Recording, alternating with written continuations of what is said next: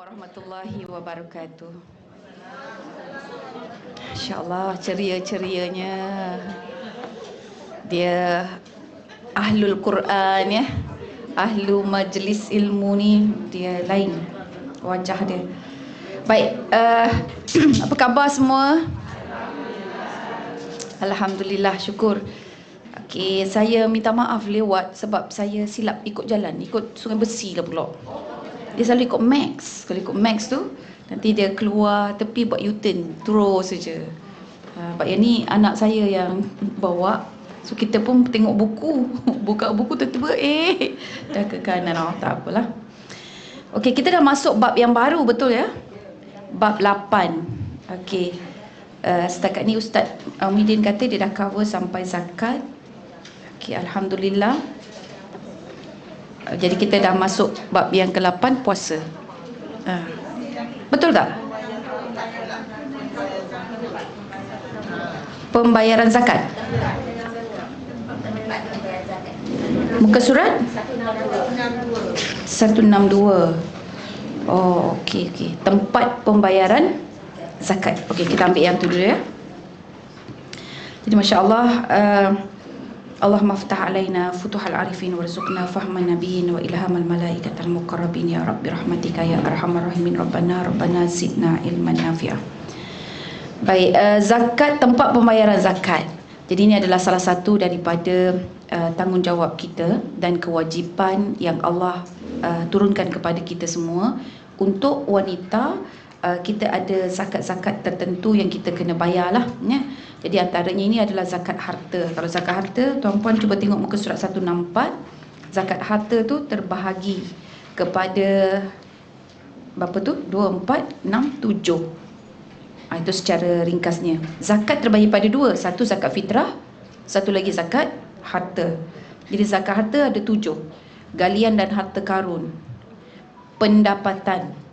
Jadi kalau kita bekerja, di bawah ni lah pendapatan.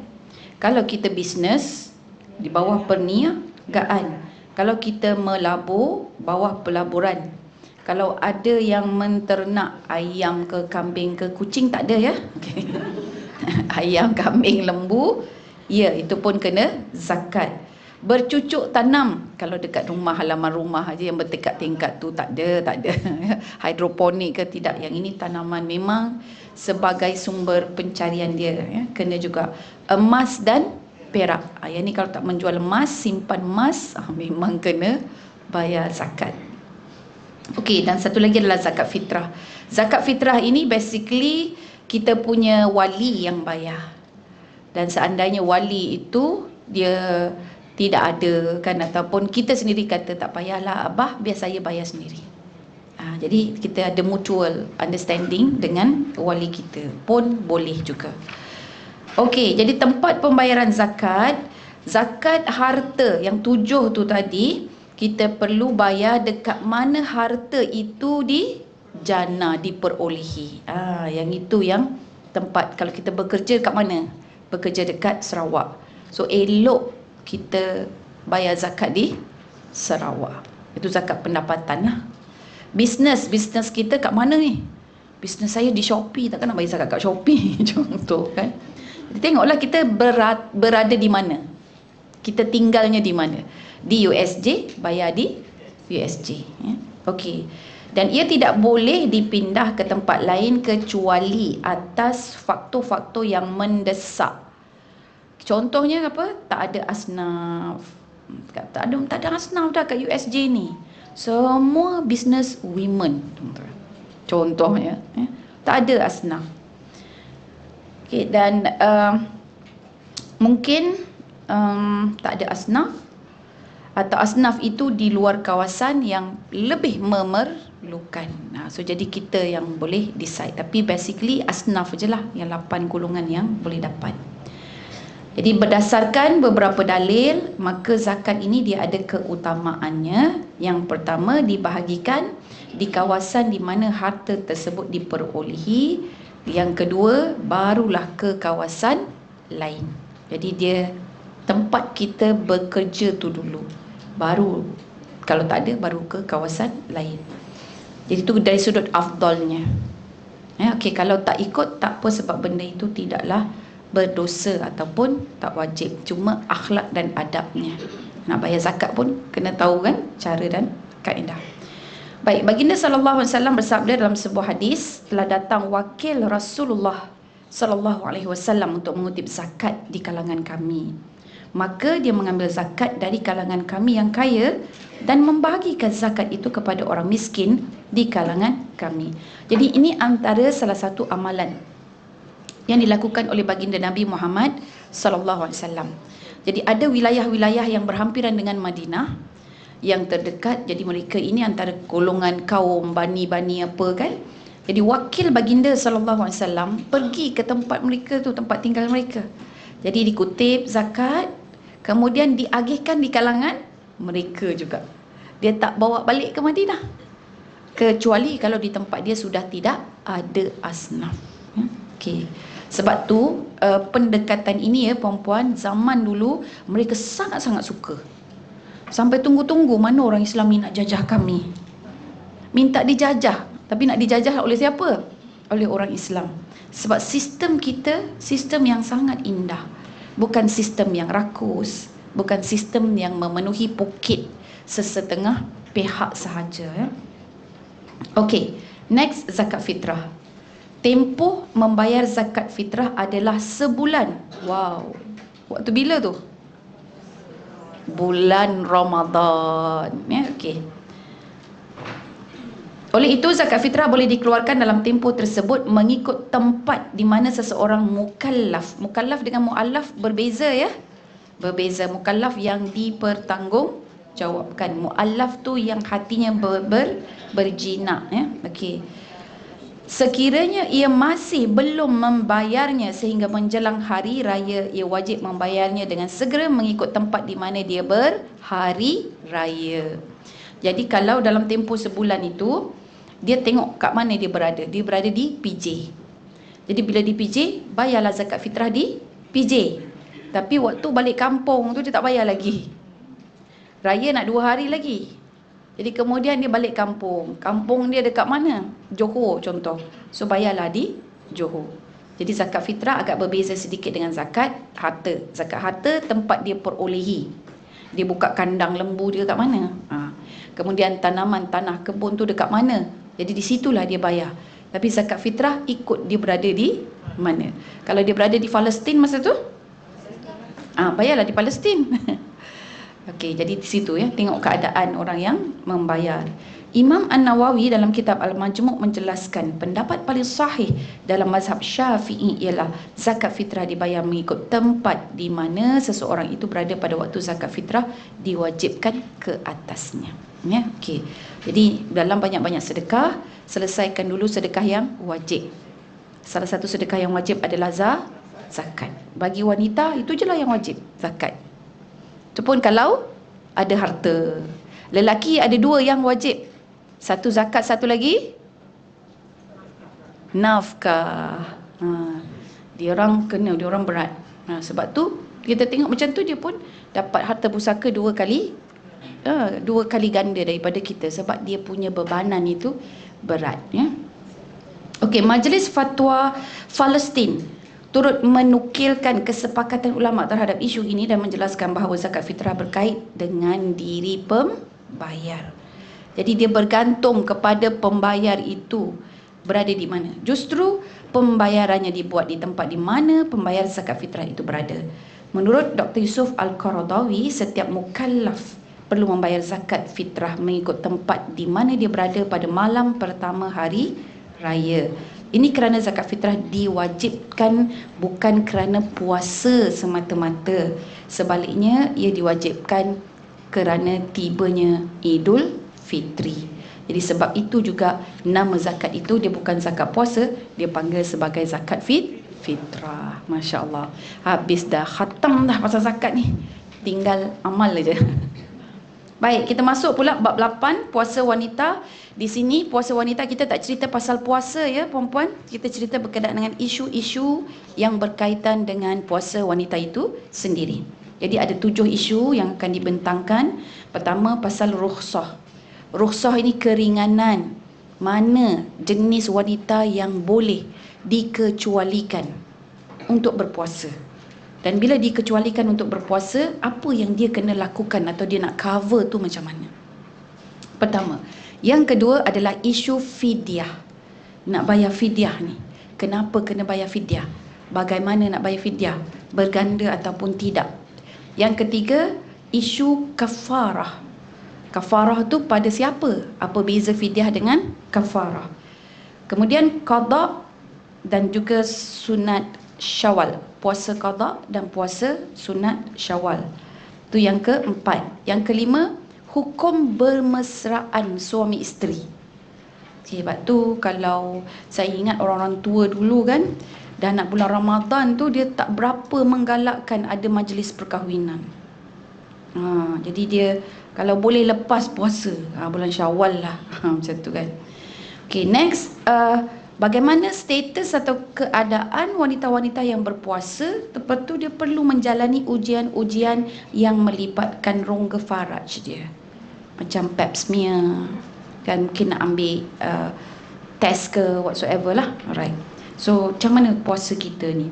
Dan akhir sekali berkaitan tentang waktu suci haid, sebab kita nak puasa dengan waktu suci haid. Ini dah tak pasti, rasa macam nak kering dah, tapi besok puasa, jadi bila ni kan, macam kering dah tapi belum pula. Okay, so itu antara isu-isu dia. Muka surat 166. Kewajipan dan keringanan berpuasa, ambil kolom yang kedua. Puasa Ramadan adalah wajib bagi setiap umat Islam yang cukup syarat, of course ya. Ia juga ialah salah satu rukun daripada rukun Islam yang 5. Kita rukun Islam 5 ke 6? 5. Yang 6 itu adalah rukun iman. Namun dalam keadaan tertentu, Islam memberi keringanan kepada umatnya untuk berbuka.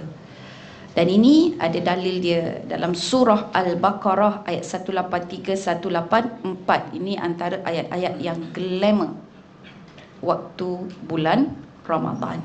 Okey. Jadi berbuka puasa tanpa sebab hukumnya adalah haram. Okey, boleh underline di situ. Hukumnya memang haram. Tidak ada puasa dalam dunia ini yang boleh menggantikan puasa Ramadan kita sekiranya kita saja-saja berbuka. Ya, saya tak tahan lah nak buka puasa lah. Apa nanti qada. Qada kita setahun pun belum tentu boleh cover, sebab bulan Ramadan dia ini bergantung kepada tempoh dan masa. Bila masa itu berlalu, dia tak boleh nak tarik ulang balik ya, walaupun kita qada setahun. Okey, tapi bagi wanita kita ada beberapa isu dan juga masalah. Dan masalah-masalah wanita inilah yang Nabi sebut wanita dia kurang agamanya. Kurang agamanya itu bukan kerana dia tak ada ilmu. Kurang agamanya itu dia kurang untuk peluang melakukan ibadah dengan komplit. Unlike lelaki. Lelaki dia tak ada masalah kan. Jadi kadang-kadang ada pula lelaki yang teringin nak period, macam mana lah rasanya kan. Pula dah. Kita tengok dia untung, betul tak?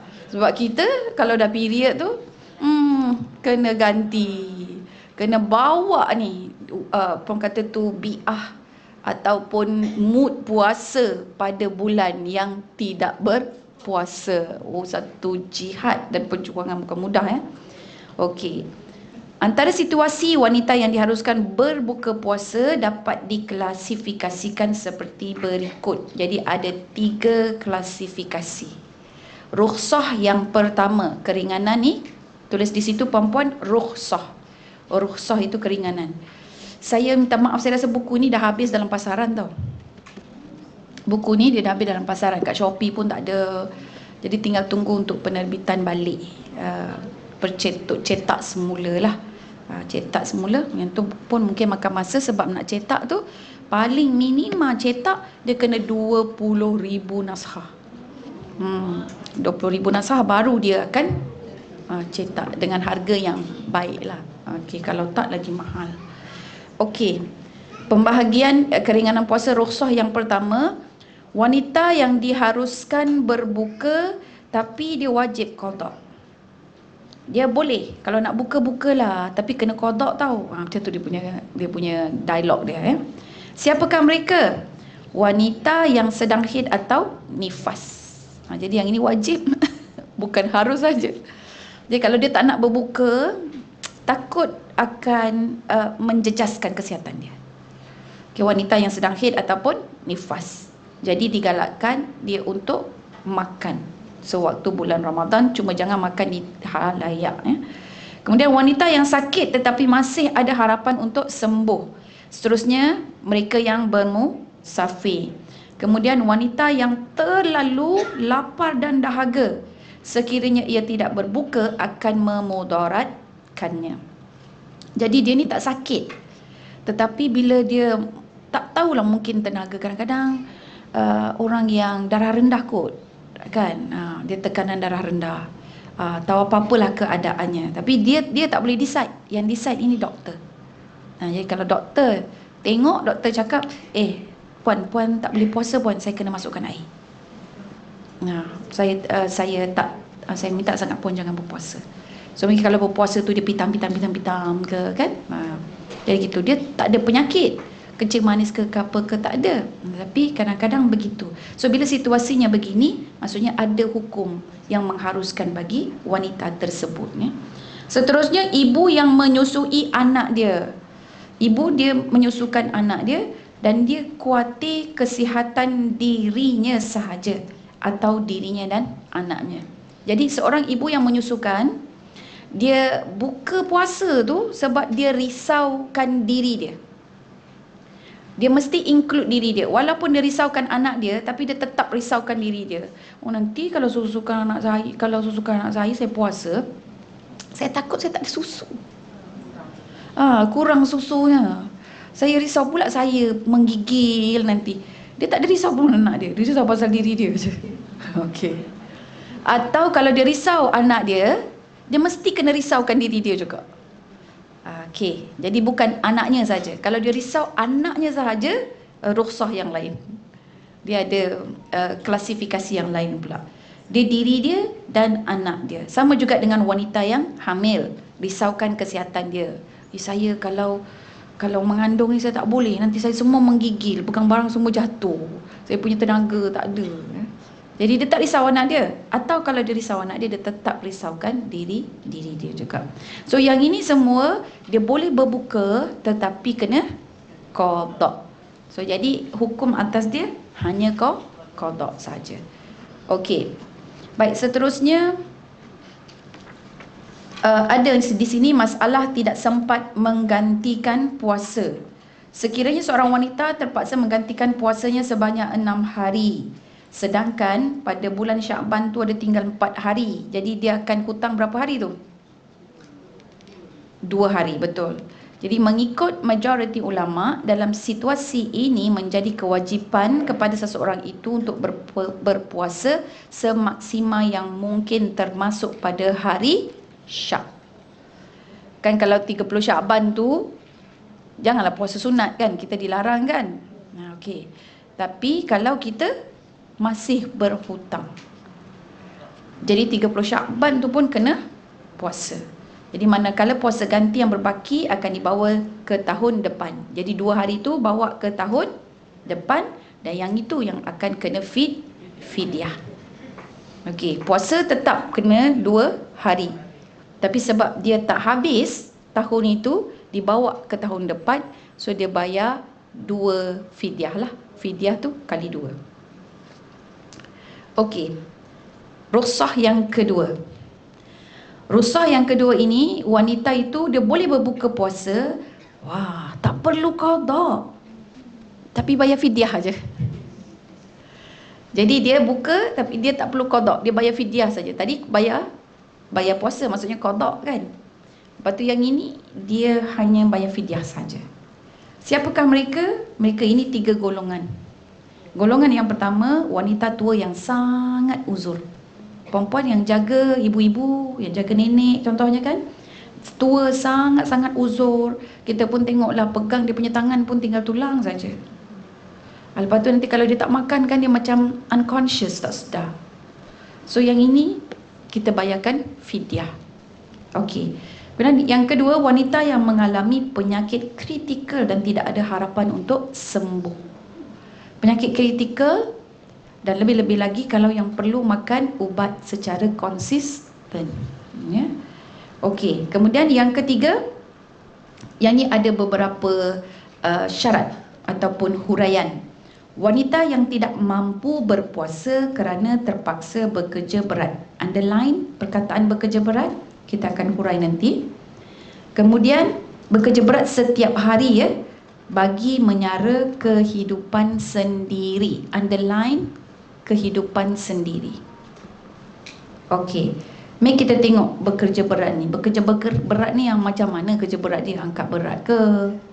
Kerja buruh dekat jalan tengah hari panas ke? Ya?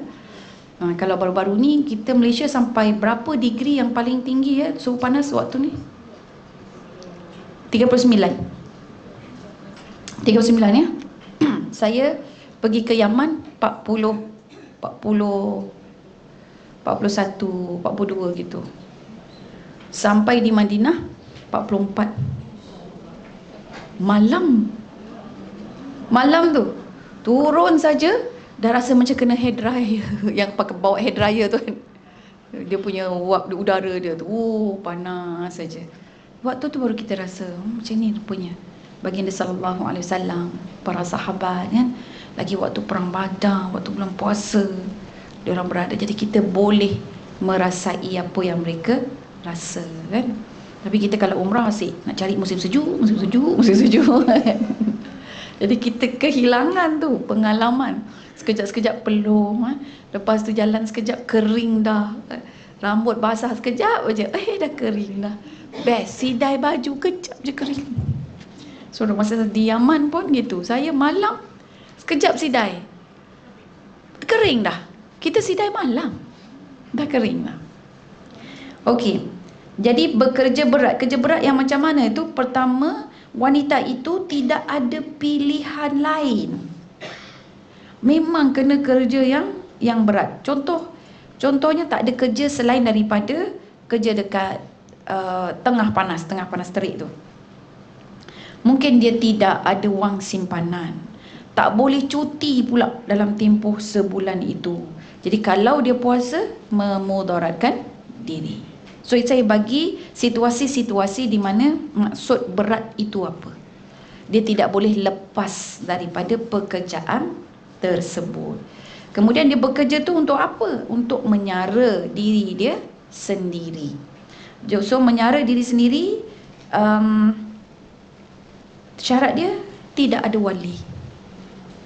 Jadi kalau dia ada wali kena jaga dia, lindungi dia itu.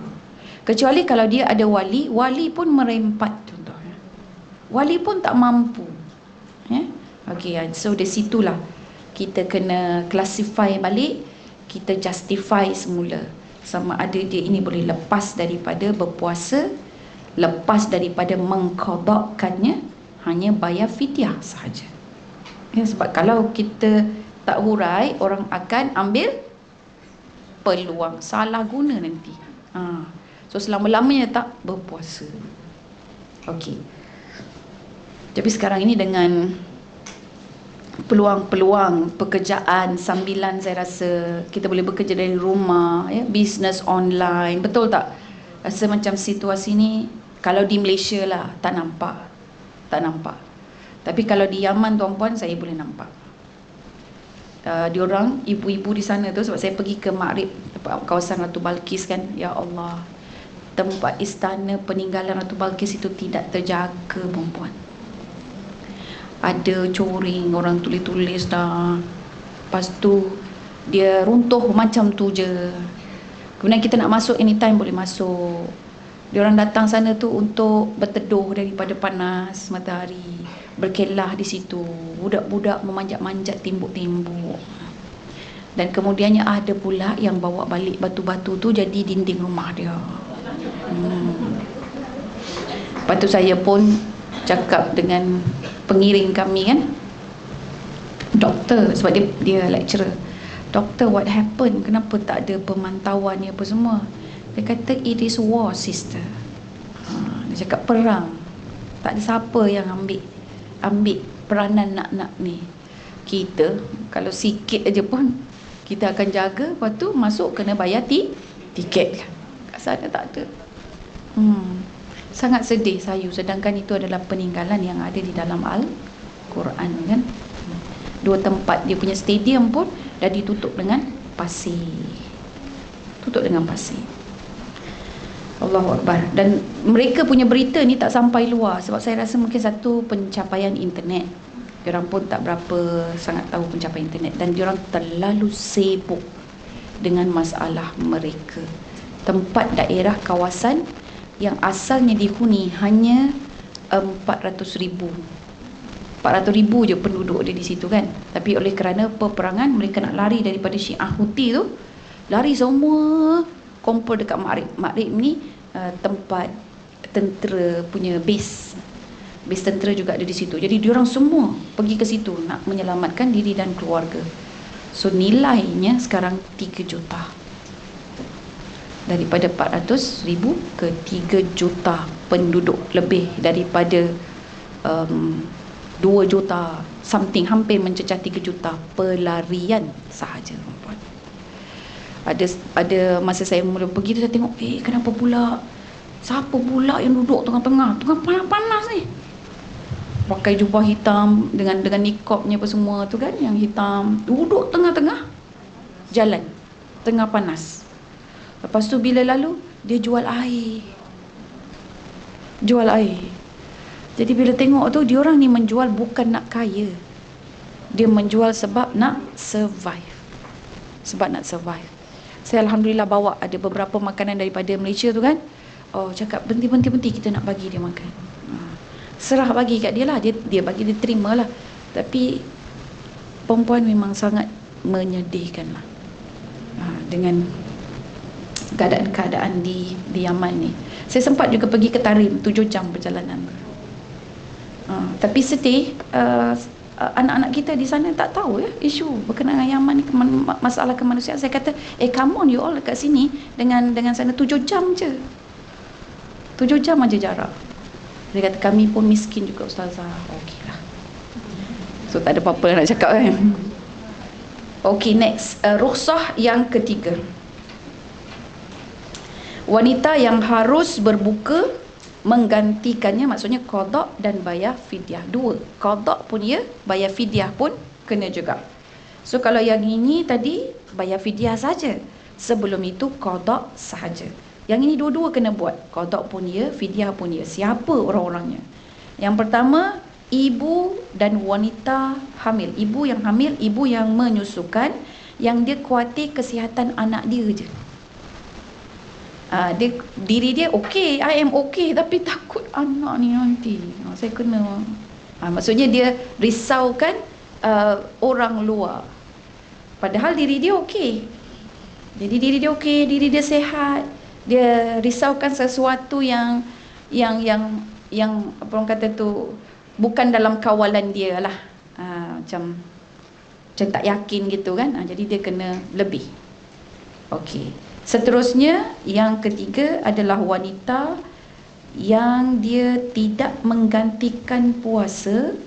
Dia patut qada saja, tapi sudah terlepas masa. Patut qada je, tapi terlepas tahun, terlepas masa. So ini adalah kategori yang kena buat dua.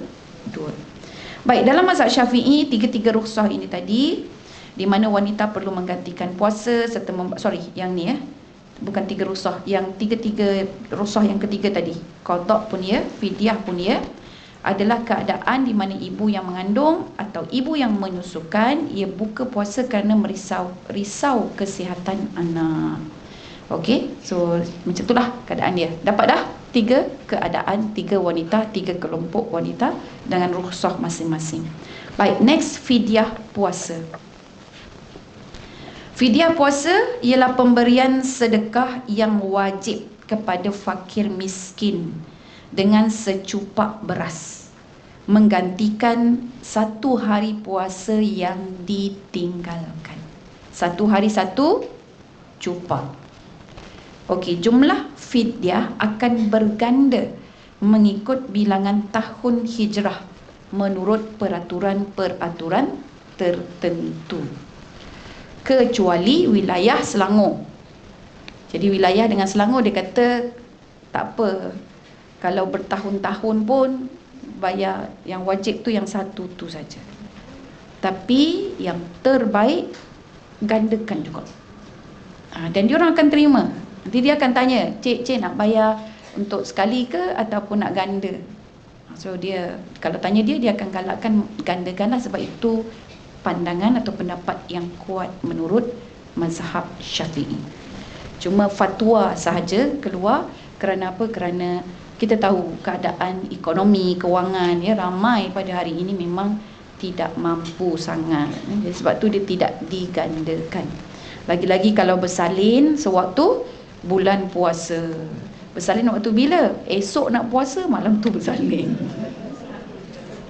Anak Ramadan sungguh ya. Jadi mak kena qada tu 30 hari. 30 hari dah lepas melahirkan, pantang. Dah pantang menyusukan. Betul, nak menyusukan bilanya kita nak ganti. Dah menyusukan kuat pula budak ni minum susu.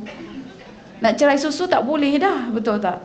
So jadi ada banyak sangat alasan. Itu sebab wanita kurang agamanya ya. Okey. Baik, surah Al-Baqarah ayat 184, dan di atas orang yang tidak sanggup ataupun tidak berdaya kerana uzur-uzur syar'i bagi mengerjakan puasa, wajib atas mereka membayar fidyah, iaitu memberi makan kepada orang miskin. Dan siapa yang dengan rela hatinya mengerjakan kebajikan, iaitu dia bagi makan lebih, maka itulah yang lebih baik baginya. So satu cupak beras itu bersamaan dengan 0.675 kilogram. Jadi 675 gram. Betul tak? Jadi 675 gram, tak sampai 1 kilo. So kalau baik ikut dalil ini, terus bagi sekilo. Senang. Jadi senang nak kira. Baik. So satu cupak bersamaan dengan 1/4 gantang. 1/4 gantang. Ini mengikut cadangan yang disyorkan oleh JAKIM pada semenjak tahun 2002 lagi. Jadi segantang bersamaan dengan berapa kilo? 2.7 kilo. Jadi kita tengok biasanya kalau zakat fitrah ini satu gantang kan? Zakat fitrah satu gantang, 2.7 kilo beras. Berapa harganya? Kalau biasa-biasa RM7 mungkin. Tapi yang paling baik ikut beras yang kita makan. Beras yang akak makan apa? Pusar ustazah. Oh pusar. So ikutlah harga pusar. Basmati, ikutlah harga basmati. Brown rice, okey, ikutlah harga brown rice ya. Nasi Jepun ustazah, okey, ikutlah nasi Jepun ya. Okey, jadi kita lihat di situ RM7. Jadi bila RM7, 1/4 daripada segantang itu RM7 adalah RM1.75 sahaja. Satu hari RM1.75. Oleh itu bayaran yang dikenakan untuk secupak adalah RM1.75. Okey, senang tak? Senang saya. Kau macam ni boleh je tinggal puasa? Jangan. Kena ada sebab. Takkan bayar RM1.75 kan untuk seluruh puasa itu. Okey, wajib menggantikan puasa yang ditinggalkan pada tahun yang sama sebelum masuk Ramadan berikutnya. Sekiranya tidak diganti sehingga bertahun-tahun lamanya, kadar fidyah itu akan digandakan jumlahnya. Okey, jadi kita lihat ada jadual dekat bawah. Contohnya Aisyah, dia tinggalkan puasa pada tahun 1429 Hijrah sebanyak 3 hari. 1430, 5 hari dia tak boleh puasa. Ni semua kononnya period lah ya. 1431, 2 hari. 1432, 3 hari. 1433, itu tahun, maksudnya sekarang ni 1433 contohnya. Tahun itu adalah 1433. 7 hari. Jadi macam mana nak kira? So totalkanlah, jumlahkan puasa yang dia perlu ganti berapa agaknya perempuan?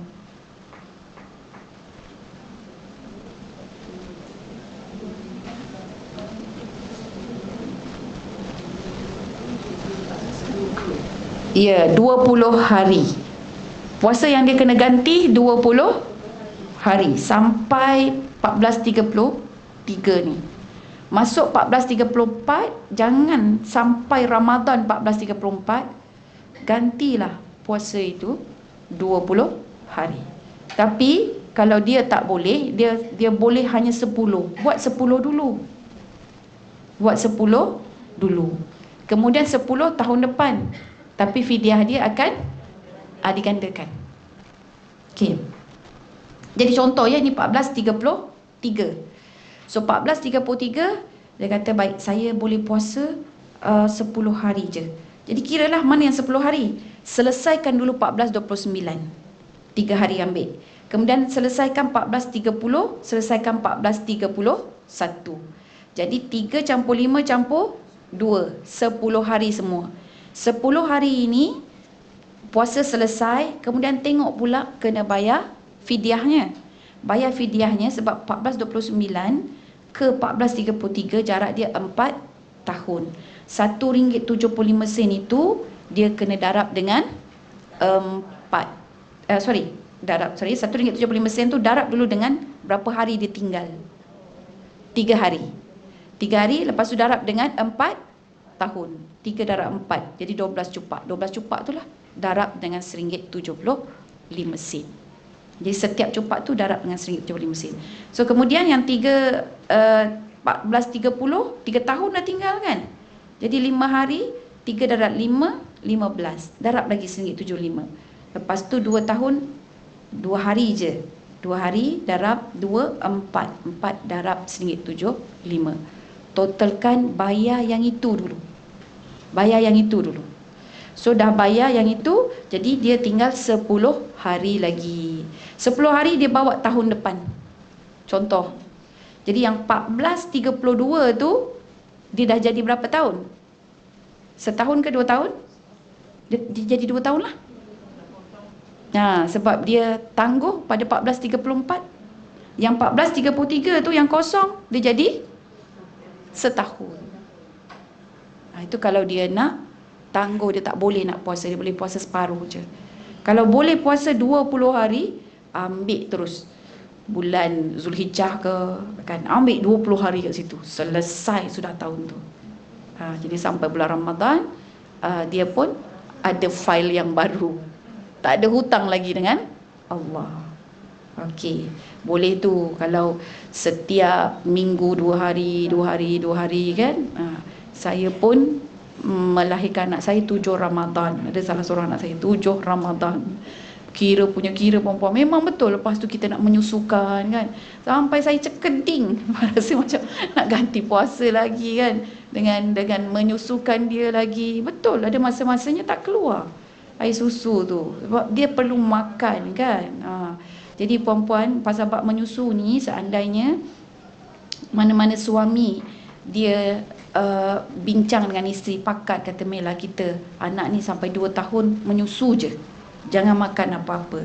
So dua-dua ni kena faham, suami ke isteri ke kena faham. Suami dia kena pastikan isteri dia dalam keadaan kondusif, boleh generate susu, memberi makan yang optimum.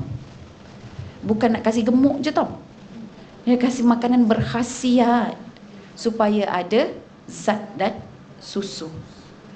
Dia tak boleh kata awak yang menyusukan, awak kena pastikanlah awak sihat. Dia tak boleh. Suami, itu tugas suami, itu dalam surah Al-Baqarah ayat 233. Tugas dia. Jadi tugas dia pastikan isteri makan, pakaian dia kondusif, dia dalam mood, dia dalam keadaan yang baik, sebab dia adalah sumber makanan untuk anak dia. Anak dia juga. Saya teringat datang rumah makcik saya tu. Jadi pakcik saya sibuk suruh makcik saya tu cepat nak sembahyang. Nak sembahyang kan, cepat. Jadi dia apa orang kata tu, ayat lah jawapan makcik-makcik ni dahsyat. Nak suruh cepat. Kita ni dah lah buasi, dia kata. Nak bersihkan diri lagi tu. Tahu tak orang ni buasi pun melahirkan anak awak, dia kata. Diam aja pakcik saya. Oh, sekali dah cakap tu kan. Jadi betul juga kan. Kita gelak aja. Allahu Akbar. Saya buasi ni pun sebab anak awak juga tau, melahirkan anak awak. Padahal dia punya point senang aja, cepat nak sembahyang. Mungkin pakcik tu nak tahan kentut juga, kita pun tak tahu, dia tak cerita kan. Allahu Akbar. Lucu. Tapi macam itulah dia, gurau-gurau, marah-marah kan. Dia punya relationship very good, very happy. Lepas tu gelap balik. Okey, jadi jumlah puasa tadi yang kita dah kira, macam itulah dia. So kita kira tadi dalam dua bentuk. Tahun itu juga ganti, ataupun kita boleh memilih keadaan kalau kita tak boleh. Tapi insya-Allah dalam bab-bab ibadah ini saya yakin ramai kita, khususnya kaum wanita kan, dia tidak mudah menyerah kalah. Dia gigih lagi kan dengan puasa sunat dan sebagainya. Okey, tengok puasa 6 dan amalan menggabungkan puasa qada dan puasa 6 Syawal. Jadi di sini ada beberapa keterangan-keterangan dan juga beberapa pandangan ulama. Jadi isu ini memang setiap tahun akan naik, betul tak? Ustazah, boleh ke kita nak gabungkan tu Ustazah ni puasa 6 dengan puasa qada, macam mana? Yang wajib yang mana? Qada lah Ustazah kan. Tapi yang mempunyai masa yang paling terhad yang mana? Puasa Syawal, puasa 6. Puasa 6 ni sebab dia tempohnya sangat terhad. Puasa qada ni pula dia panjang. Jadi isu dia sekarang ini, kita nak selesaikan yang wajib dulu, bukan kita nak sibuk yang sunat. Itu satu. Timbul pula isu yang lain. Come on, tak semua orang boleh cover selesaikan yang wajib, dan tak nak pula kita tinggalkan puasa yang sunat. So apa pilihan kita? So basically perempuan, bukan kita tengok hukum dulu. Itu yang fiqh ni dia sangat adil. Tengok orang tu dulu. So kita ni macam mana keadaan wanita ni? Adakah puasa kita qadaknya yang sampai kita ni jenis period yang datang 15 hari? Kalau 15 hari memang confirm habis dah. Kita 13 hari, 14 hari kan. Masuk saja hari raya, masuk hari raya. Contoh kalau kita nak gunakan pendekatan selesaikan yang wajib dulu. Katalah kita ni 13 hari. Jadi masuk je hari raya, raya pertama boleh puasa? Tak boleh, haram. Jadi daripada 30 Syawal tu tolak 1 ada tinggal 29. 29 ini kita period 13 hari. Tolak 13 hari. Berapa tinggal? 29 tolak 13. Tinggal 16. Tinggal 16 16. Lepas tu nak qada dulu. Ni bulan Syawal ni. Nak qada dulu. Tolak lagi 13, 16 tu. Tinggal 3. Jadi 3 hari tu untuk Syawal. Kalau kita nak qada terlebih, kalau kita pegang pandangan yang aula, yang utama, qada dulu, kita katakan. Jadi dia macam tak logik. Walaupun 1 Syawal kita penuh habis puasa, tetap tak dapat sunat Syawal, kerana ada halangan-halangan. Jadi sebab itu tengok kondisi dia. Kondisi dia 13 hari. Kalau kondisi 13 hari, kita mungkin nak tunjuk kita punya kegigihan pada Allah. Ya Allah, aku ni betul-betul nak puasa sunat, tapi tak nak mensia-siakan yang wajib. Puasalah ganti 2 hari. Puasa qada ganti 2 hari. Lepas tu diikuti dengan, tengoklah 6 hari Syawal. Dan kerana masa untuk menggantikannya itu ada hampir setahun, jadi itu yang kita boleh faraid tiba-tiba kan. Delegate lah, bahagi-bahagi setiap bulan berapa sampai habis sebelum datang Ramadan. Tapi kalau tak nak pun puasa wajib 2 hari tu, nak ganti puasa qada 2 hari pada bulan Syawal, tak nak pun tak apa. Fokus pada sunat Syawal sahaja terlebih dulu 6 hari. Kerana kondisi dan keadaan kita itu yang period kita sangat panjang. Tapi bagi orang yang period ataupun nak menopause, tu kadang-kadang 2 hari je, 3 hari je, kan. Jadi dah 2-3 hari, bawah 5 hari tu baik qada dulu. Dah qada, lepas tu tambah lagi 6 hari untuk sunat Syawal. Dan kalaulah seandainya tadi yang period panjang tu kan, dia boleh ada 2 pilihan. Sama ada dia mulakan sunat Syawal dulu ataupun dia gabungkan. Tetapi majoriti ulama dia tak menggalakkan kita gabung. Majoriti. Mana-mana ulama ramai yang kata jangan gabungkan, sebab yang fardu dengan yang sunat itu adalah sesuatu yang berbeza. So walau bagaimanapun ada pandangan yang kita panggil kecil sedikit, yang mengharuskan untuk kita gabung dengan syarat kita kena niat wajib dulu untuk ganti, dan yang sunat itu akan ikut tetapi dapat separuh sahaja ganjarannya. Begitu menurut explanation ya, ataupun pandangan para ulama. Okey. Jadi tengok kaedah dia. Kaedah pertama, mengasingkan puasa ganti dan juga puasa sunat. Jadi cara satu, sekiranya jumlah hari puasa ganti itu sedikit. Sebab tu kena tengok perempuan tu. Jadi hukum itu dia boleh berubah mengikut keadaan kita. Jadi disarankan agar ia sempurnakan dulu qada puasa, kemudian diikuti dengan puasa sunat. Cara yang kedua, dahulukan puasa sunat daripada puasa ganti sekiranya puasa dia banyak qada, nak qada tu banyak. Jadi cara begini boleh dilakukan. In fact, di situ ada dia punya dalil-dalil. Setiap satunya ada dalil-dalil dia. Okey, so jelas. So pilihan kita yang pertama, asingkan dulu qada dan juga sunat. Itu the best one. Kemudian yang kedua, kita tengok diri kita. Banyak kena qada ke sikit? Okey, so kalau banyak kena qada perempuan, selesaikan yang sunat dulu. Tapi kalau kita memilih walaupun sedikit, kita memilih nak buat puasa sunat dulu pun tak apa. Tak ada masalah, kan? So puasalah. Ada sebahagian kata, ustazah saya ni kan dulu banyak tinggal solat wajib. Puasa Ramadan pun saya tinggal banyak, ustazah. Lepas tu ada kata mengatakan saya tak boleh solat sunat selagi solat wajib saya itu tidak sempurna. Saya tidak boleh puasa sunat selama mana puasa wajib saya itu tidak digantikan. So saya kata kalau dalam bab puasa, betul, memang kena ganti sebab you tak ada banyak masa. Tapi dalam solat wajib dengan solat sunat tu dia waktu dia lain. Solat wajib waktu berbeza. So you buatlah solat wajib dan diikuti dengan solat sunat. So untuk solat ini buat sama-sama. Wajib zuhur, lepas tu gantilah qada. Lepas tu buat solat qabliyahnya, ba'diyahnya. Okey.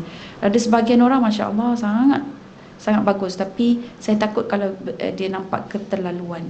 Dia pergi qada semua solat sunat dia juga. Qabliyah, ba'diyah dia yang dia tertinggal kan. Okey, itu kalau mampulah. Kalau mampu, wallahu a'lam. Tapi Allah tidak memberatkan kita, ya. Okey, buatlah sampai kita rasa jemu, sebab Allah tidak pernah jemu. Okey, kaedah yang kedua, menggabungkan puasa qada itu dengan puasa sunat.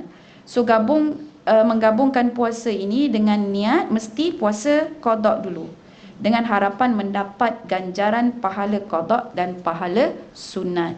Kaedah ini adalah hasil ijtihad para ulama. Oleh demikian, dalam keadaan tertentu sahaja boleh diguna pakai. Adapun dalam keadaan biasa, sebaiknya puasa ganti dan puasa sunat itu diasingkan. Okey, so highlight yang itu, tandakan. So maksudnya kalau nak gabungkan, itu bukan priority, ya, bukan keutamaan. Okey, next kat sini dia contohlah Zulaiha, dia bekerja dia jadi waitress dekat kedai makan bulan Syakban. Zulaiha melahirkan anak pula. Lepas tu tiba bulan Ramadan, dia masih tak boleh puasa sebab ada dalam nifas sepanjang bulan. Lepas masuk hari ke-15 Syawal, nifasnya berhenti. Sedangkan dia tak puasa Ramadan langsung. Jadi puasa gantinya macam mana nak buat? Jadi kalau orang-orang yang macam ni, dia puasa sunat Syawal terus. Jadi puasa gantinya tu nanti akan datang. Jadi bolehlah si ibu gantikan puasa wajib. Dia boleh gabung dengan harapan pahala puasa sunat 6 juga diperolehinya. So kalau dia nak asingkan, tapi yang ni dia nak gabungkan. Zulaiha ni nak gabungkan. So kat sini harus gabung sebab dia nak ganti pun 30 hari. Jadi dia disarankan untuk gantilah puasa. Sebab kalau 30 hari nak menyusukan lagi kan. Gantilah puasa pada bulan Syawal dengan niat qada dan niat supaya dapat sedikit calitan sunat Syawal. So untuk puasa sunat itu tidak digalakkan bagi Zulaiha sebab dia banyak hutang. Tapi dia boleh melakukannya pada hari-hari yang sunat dengan harapan dia dapat juga pahala sunat tersebut. Okey. So masuk pula bab 17 muka surat 176. Persetubuhan pada siang hari bulan Ramadan. Baik, ada 3 larangan persetubuhan dalam Islam. Walaupun dalam hubungan suami isteri yang sah. Pertama, persetubuhan melalui dubur. Kedua, persetubuhan ketika haid. Dan yang ketiga, persetubuhan pada siang bulan Ramadan. Itu adalah larangan bagi hubungan suami dan juga isteri. So oleh itu ramai ulama dia menyatakan makruh nikah pada bulan Ramadan. Nak dapat berkat suci katanya kan, nak nikah bulan Ramadan. Hukumnya makruh. Tak dapat berkat lagi. Dah makruh dah. So carilah waktu yang sesuai Elok Syawal. Buat open house sekali. Kenduri kahwin jimat terus. Okay. Alright. Dr. Amrul Karim Zaidan muka surat 177 dalam kitab Al-Mufassal fi Ahkamil Mar'ah wal Baitul Muslim menjelaskan bahawa dalam hal ini isteri mempunyai hak untuk menyuarakan ketidaksediaannya. Maksudnya bila dalam bulan Ramadan nak berlaku hubungan intim itu, isteri boleh kata no baby, boleh sebut, dan tidak dianggap derhaka. Okey. Dan di sini sebab dia bergantung pada hadis lah, la ta'ata fi maksiati innamat ta'atu fil ma'ruf. Tidak ada ketaatan dalam maksiat kepada Allah, ketaatan hanyalah dalam perkara-perkara makruf. Okay, jadi ini peranan isteri ni adalah sebagai penasihat, sebagai pemutus syahwat juga. So kalau dia berahi sangat waktu tu, tampar dia sikit. Bang sudah bang, sudah. Siram sikit dengan air. Puasa bulan Ramadan. Jadi kebijaksanaan wanita itu peranan isteri supaya jangan sampai kita terlibat dalam kafarah ataupun membatalkan puasa dengan cara hubungan intim di siang hari. Jadi kita tengok pula dalam mazhab Syafi'i, sekiranya berlaku juga persetubuhan itu, isteri batal puasa dan perlu menggantikannya. Jadi batal puasa dia hari itu, dia perlu menggantikannya. Tapi yang berat pada siapa? Suami. Suami dahlah batal puasa, kena qada dan kafarah. Isteri kena tak? Tak. Betul, kena ingatkan dia. Dan hukum dia berdosa lagi. Sebab dia yang memulakan. Biasanya memulakan lelaki. Kalau lelaki kata, walaupun perempuan menggoda, bila lelaki kata no, dia tak jadi. Okey. Jadi dia punya keputusan, decision tu pada si suami. Sebagian ulama juga mengenakan hukuman tambahan, iaitu takzir kepada kedua-dua pasangan sebagai peringatan dengan cara mewajibkan pasangan tersebut untuk terus mengekalkan puasa, iaitu tidak boleh makan dan minum sehingga terbenamnya matahari pada hari tersebut. Jadi kalaulah waktu dia buat tu waktu duha, Dan kata dah terbatal lah puasa kita, jomlah kita lunch bersama. Dan bulan Ramadan lah pula tu, ya Allah. So para ulama kata jangan makan minum sampai waktu berbuka nanti. So jadi kafarah, maksud kafarah ini apa? Menutup. Dan dari sudut istilah, perbuatan yang boleh menghapuskan dosa dengan cara membebaskan hamba. Cover. Kafarah tu sebenarnya cover. Nak cover dia punya dosa tu tadi, dengan ada cara-cara dia. Pertama, bebaskan hamba. Zaman sekarang tak ada hamba kan, tengok. Tapi dikekalkan kerana apa? Allah nak tunjuk pada kita, Islamlah yang membebaskan perhambaan sesama manusia. Okey. Jadi kalau kita tak pegang Islam, kita mungkin akan jadi hamba balik, ya tuan-tuan, na'udzubillah. Yang kedua, dia kena berpuasa atau bersedekah, tapi ada syarat, ada term and condition. Baik, kafarah ialah tebusan yang wajib dibayar berupa denda yang diberikan oleh Allah di atas ketidakpatuhannya dalam ibadah puasa. Jadi dekat situ dia tengok justru apabila perbuatan yang membatalkan puasa itu adalah persetubuhan dengan deskripsi dia. Dia ada kadar hasyafah. Hasyafah tu maksudnya memang confirm penetrate. Walaupun sedikit, pada kadar sedikit, ya, maka dia akan kena kafarah. Jadi kafarah yang pertama membebaskan hamba. Yang kedua, puasa 2 bulan berturut-turut bagi suami. Jadi hendaklah berpuasa selama 2 bulan berturut-turut tanpa henti. Sekiranya puasa tersebut diselang-seli, maka dia wajib ulang balik, ya, dengan kiraan baru, kecuali sekiranya terdapat masalah-masalah tertentu seperti sakit dan sebagainya. Dan kaedah perkiraan puasa 2 bulan berturut-turut. Jadi bagi lelaki yang diwajibkan kafarah, puasa ini dia bukan kira hari, dia kira bulan. Ya, jadi dia tidaklah kata 60 hari, maksudnya 2 bulan. Jadi kalau dia nak tengok, dia pilihlah bulan yang sedikit. Kan? Umum mengetahui bulan Islam hanya mempunyai 29 hari atau 30 hari je. Jadi dia cari berturut-turut itu, ada mungkin 29 tambah 29, 29 je lah. Taklah semestinya 30-30, alah beza 2 hari je. Okey. Baik. Jadi suami yang terlanjur bersetubuh pada siang bulan Ramadan wajib menyesali perbuatannya dan bertaubat kepada Allah selain perlu membayar kafarah. So situ Islam dia memberatkan keputusan, decision making, ya, kepada kaum lelaki. Jadi kita pula kaum wanita diringankan, ya, sebab apa? Weightage ketaatan. Jadi suami tu untuk ditaati, suami yang betul lah. Kalau tak betul tu, sebab kita taat juga mungkin, tapi taat Allah tahu ada pelbagai gaya taat. Ada mungkin suami terus-terus kata, kalau tak nak ikut nanti kita cerai. Jadi dia jadi macam tu pula kan.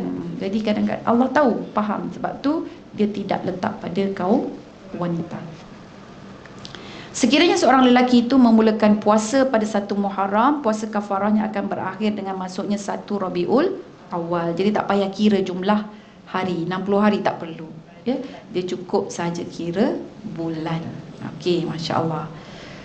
Baik, seandainya dia mula dengan 2 Muharram, waktu ni baru dia kena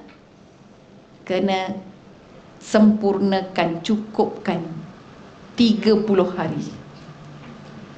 Jadi elok dia pilih daripada awal bulan. Jangan pilih ikut hari tengah-tengah. Kalau tengah-tengah dia kena completekan 30 hari. Ya, okey. Jadi bagi menambahkan lagi kefahaman tentang kaedah pengiraan puasa kafarah 2 bulan berturut-turut, bagi mereka yang memulakan puasanya di pertengahan bulan, berikut dijelaskan melalui rajah di bawah. Ini contohnya. So dia puasa kafarah 20 Muharram. Jumlah hari pada bulan tersebut ada 30 hari, tapi oleh kerana dia bermula daripada 20 Muharram, maka bilangan hari berpuasa dia dapat 11 hari. Lepas Muharram, bulan apa? Safar. Bulan Safar dia puasalah sebulan penuh, 29 hari. So kemudian masuk Rabiul Awal, sebab dia ambil Muharram separuh, dia kena lengkapkan 19 hari lagi. So 11 tambah 19 adalah 30 hari. Jadi jumlah 2 bulan berturut-turut tu menjadi 59 hari, ya. Okey. So itu ada jadual dia yang tersendiri. So masya-Allah, tengok kan kita kat sini dari sudut psikologinya lah tuan-puan kan, dengan kafarah ini. Perempuan kalau menggoda-goda suami dia, isteri menggoda-goda suami dia dalam bulan Ramadan, suami tak layan, suami tak layan, isteri itu biasanya akan lebih respect suami at the end, betul tak? Dia akan rasa seronok dan berbangga. Tapi dia tak tahulah, macam itulah. Jadi maksudnya decision making lelaki kena kuat. Yang ketiga, kalau tak boleh puasa 2 bulan, sebab yang ni dia kena satu-satu, dia tak boleh memilih. Dia kena ikut turutan dulu. Nombor 2, kalau dah tak boleh puasa sebab dia sakit tu tadi, barulah yang ketiga, memberi makanan kepada 60 orang fakir miskin. Jadi dia sakit sepanjang masa, dah lah kencing manis, kena ambil pula insulin kan, satu hari berapa kali kena injek tu. Lepas tu nafsu kuat pula, contoh. Hai ya Allah, memang cari pasal. Jadi di sini dia pergi yang ketiga. Ada satu kisah ini sangat lucu, di mana zaman Nabi ada seorang lelaki datang berjumpa dengan baginda Nabi Muhammad sallallahu alaihi wasallam. Apa kisahnya? Dia mengadu, dia apa orang kata tu, mencemuh diri dia lah. Dia kata, binasalah aku wahai ya Rasulullah, binasalah aku ya Rasulullah. Lantas Rasulullah pun bertanya, apa yang nak membinasakan awak ni? Jadi lelaki pun menjawab, saya telah bersetubuh dengan isteri saya pada siang hari bulan Ramadan. Maka Rasulullah sallallahu alaihi wasallam pun bertanya, mampukah kamu memerdekakan seorang hamba? Lelaki itu menjawab, tidak, aku tidak mempunyai hamba. Jadi kemudian kamu kena berpuasa selama 2 bulan berturut-turut. Lelaki itu pun menjawab, tidak, aku tidak mampu, adalah penyakit dia, gitu kan. Dan kemudian Nabi SAW pun bertanya, mampukah kamu memberi makan kepada 60 orang fakir miskin? Maka dia jawab, tak mampu. Tak mampu juga. Tengok tak sedar diri. Tapi kita lihat bagaimana Rasulullah SAW menyelesaikan. Maka baginda pergi ke Baitul Mal. Dia ambil sebakul kurma. Ya, tapi kat sini dia tak sebut Baitul Mal. Maksudnya Nabi ambil sebuah bekas, mungkin daripada harta Nabi sendiri, sebuah bekas berisi kurma, sambil bersabda. Maksudnya Nabi sponsor dia untuk sedekah. Dan dia kata, nah, ambillah satu bakul ini, maksudnya cukup untuk 60 orang fakir miskin makan, dan kamu ambil ni, kamu sedekahkan sendiri, carilah fakir miskin, ya. Jadi bila sampai, dia pegang, dia pun cakap, tidak ada lagi di kalangan orang Madinah ini yang paling miskin selain kami. Lah pula dia pula yang paling miskin, buat onar. Dan mendengar ucapan lelaki itu, baginda sallallahu alaihi wasallam pun gelak sehingga nampak gigi geraham dia, ya, senyum, maksudnya dia gelak tu tak ada bunyi lah kan. Dan kemudian Nabi pun berkata, pulanglah kamu dan berilah kepada keluargamu sendiri. Oh, itu once in a while. Once in a blue moon. Jadi berdasarkan hadis ini, majoriti ulama menetapkan bahawa pembayaran kafarah mesti nombor 1 ikut tartib, susunan yang ditetapkan. Okey, berdasarkan kemampuan. Dan yang kedua, haram memilih denda berikutnya. Maksudnya kalau tak ikut turutan tadi, haram. Sekiranya tidak mampu melunaskan ketiga-tiga denda ini, kafarah tetap menjadi hutang dia sehingga dia mampu. Ya. Malah sebahagian ulama menetapkan hukum takzir, iaitu denda sewajarnya sebagai pengajaran bagi mereka yang tak mampu melaksanakan ketiga-tiga kafarah ini. Selain itu, kafarah juga hanya dikenakan kepada persetubuhan yang membatalkan puasa. Apabila persetubuhan berlaku berulang kali pada hari yang sama. Okey, dia dah tahu dah terbatal tu kan. Lepas tu dia buat lagi. dia buat lagi, contohlah kan. So kafarah dia sekali je. Begitu. Tak perlu 2-3 kali, ya. Okey. Pada persetubuhan, diwajibkan hanya pada persetubuhan kali pertama. Para ulama turut berpendapat bahawa seorang fakir yang mampu membayar kafarah dengan makanan tidak boleh memberikannya kepada ahli keluarganya. So yang Nabi buat ini dia khusus untuk lelaki tersebut. Ya, okey. Peristiwa yang dinyatakan itu tadi khusus hanya kepada lelaki tersebut. Sebab dekat Madinah masa zaman Nabi memerintah itu, dia dah sampai ke satu fasa di mana tak ada lagi orang miskin. Ya, okey. Baik, seterusnya bermesraan pada siang hari bulan Ramadan. Ni hukumnya apa ni? Hukumnya apa? Oh, masya-Allah tahu dah. Okey. Jadi kita lihat ada sebuah hadis qudsi. Nabi Muhammad SAW bersabda dengan firman Allah, puasa itu adalah milikku, aku sendiri yang akan membalasnya. Orang yang berpuasa meninggalkan makan minumnya dan syahwatnya kerana-Ku. Jadi Allah menghargai kita, ya. Justru menahan diri dari syahwat ialah salah satu tuntutan berpuasa. Baik, jadi bercium ketika berpuasa, dia memang ada dalil-dalil dia ni. Kan, kemudian berpelukan, ya. Okey, jadi kalau kita tengok hukum pertama muka surat 183, hukum dia adalah makruh. Jadi mencium pasangan ketika sedang berpuasa dibimbangi mendorong kepada tindakan-tindakan yang lain. Kemudian yang kedua, sekiranya tidak dibimbangkan akan keluar air mani atau tidak terdorong untuk melakukan hubungan intim itu, maka khilaf aula adalah elakkan. Jadi dia ada dua hukum di sini. Dia makruh, dikuatiri, akan mendorong. Tapi kalau dia tak kuatir, apa, dia boleh tahan, boleh, no problem, tak ada masalah. Elak juga. Itu khilaf aula, elak juga, ya. Jadi hukumnya makruh. Kemudian berpelukan dan memegang pasangan dengan nafsu, hukumnya juga adalah makruh. Dia ada tengah line tu. Hukumnya adalah makruh dalam keadaan nafsu terkawal, dan menjadi haram sekiranya tidak terkawal, ya. Jadi Imam Nawawi menjelaskan, apabila seorang suami menyentuh kulit isterinya dengan tangannya atau sebagainya, sekiranya keluar air mani, puasanya batal. Jika tak keluar air mani, puasanya tidak batal. Bermesraan yang membatalkan puasa dan implikasinya. So dia dua je, kesimpulan dia sama ada makruh ataupun haram. Jadi implikasi kalau kita tengok ni, dia kena ni lah, puasanya terbatal. Sekiranya puasanya terbatal, dia tetap wajib tak makan, tak minum, tak boleh berbuka sehingga masuk waktu maghrib. Itu kalau dia bermesraan, ya. Tak ada. Sebab dia bermesraan sahaja. Cuma bila dia let's say itu tadi, dia bermesraan lepas Zuhur. So lepas Zuhur sampai keluar air mani. Contoh tak perasan, keluar air mani.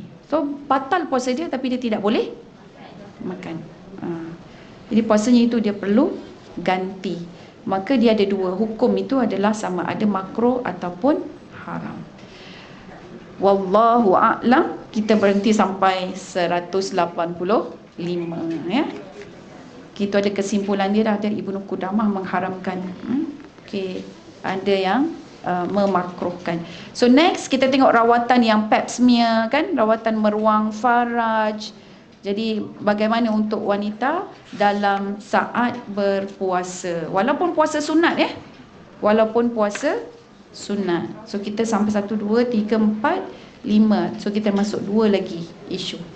Okey, jadi kita sampai di situ saja. Bismillahirrahmanirrahim. Kita tutup dengan tasbih kafarah dan juga surah Al-As. Subhanakallahumma bihamdika asyhadu an la ilaha illa anta nastaghfiruka wa natubu ilaik. Wal 'asr innal insana lafi khusr illa alladziina aamanu wa 'amilus shalihat wa tawassaw bil haqqi wa tawassaw bis sabr. Bismillahirrahmanirrahim. Allahumma qsim lana min khasyatika ma tahulu bainana wa baina ma'siyatik, wa min ta'atika ma tuballighuna bihi jannatak, wa min al-yaqini ma tuhawwinu bihi alaina masa'ibad dunya. Allahumma matti'na bi asma'ina wa absarina wa quwwatina ma ahyaitana waj'alhu al-warith minna waj'alhu tha'rana 'ala man 'adana wa la taj'al musibatana ya rab fi dinina wa la taj'al ad-dunya akbara hammina wa la mablagha ilmina wa la tusallit 'alaina man la yarhamuna. Ya Allah, anugerahkan kepada kami rasa takut kepadamu yang dapat menghalang kami daripada melakukan maksiat terhadap-Mu. Ya Allah, anugerahkan kami ketaatan, ketulusan kepadamu yang akan menyampaikan kami ke syurga dan juga rahmat-Mu. Ya Allah, berikanlah kami keyakinan yang akan menyebabkan ringannya bagi kami segala musibah dunia ini. Ya Allah, anugerahkan kepada kami nikmat kepada kami melalui seluruh panca indera kami, dan jadikanlah ya Allah kekuatan kepada kami selama mana kami masih hidup ini menggunakan seluruh panca indera itu untuk mentaati-Mu. Jadikanlah ia warisan dari kami, jadikanlah balasan kami atas orang-orang yang menganiaya kami agar mereka mendapat petunjuk dan hidayah-Mu, mereka pulang ke pangkal jalan. Ya Allah, bantulah kami terhadap orang yang memusuhi kami. Janganlah Engkau jadikan musibah kami dalam urusan agama dan ketaatan kami.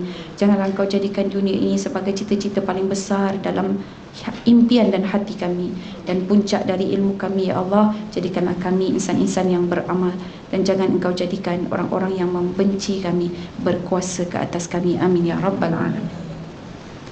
Sekian dulu, terima kasih, kita jumpa lagi insya-Allah. Wassalamualaikum warahmatullahi wabarakatuh.